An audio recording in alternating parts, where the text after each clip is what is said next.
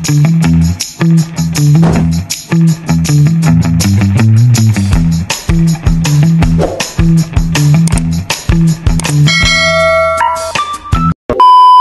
guys! So for today's video, tuturuan ko kayo kung paano ba ninyo magagawang ganito guys. Ayan, no post available ng inyong Facebook. So kung ayaw nyo guys na na-stalk kayo ng ibang tao or ayaw nyo makita yung mga past na mga post ninyo guys, ayan, punta lang kayo sa inyong Facebook. I-click mo lang yan. Tapos punta ka sa 3 line.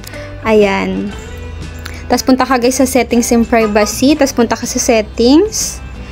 Tapos, hanapin mo guys yung post. Ayan. Tapos, pindutin mo yung limit who can see past post. Ayan.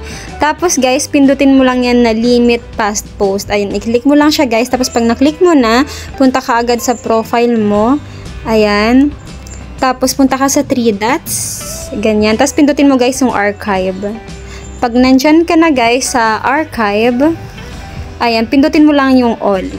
Ayan, i-check mo lang siya lahat. So, pag ganyan na siya guys, ang lalabas, pindutin mo lang guys yung trash. So, ayan guys, mawawala siya. Tapos, ang mangyayari dyan guys, after that, i-refresh mo lang yung Facebook mo ng ganyan. Tapos, ayan, makikita mo na dyan na ang lalabas dyan, no post available. So, para makita mo kung ganun yung kakalabasan pag iba yung tumitingin sa Facebook mo, punta ka lang sa 3 dots. Tapos, pindutin mo yung view as.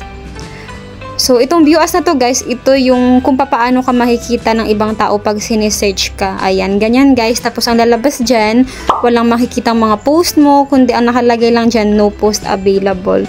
So, ganun lang guys kadali kung ayaw mong na-stalk yung Facebook mo. So, ganun lang guys.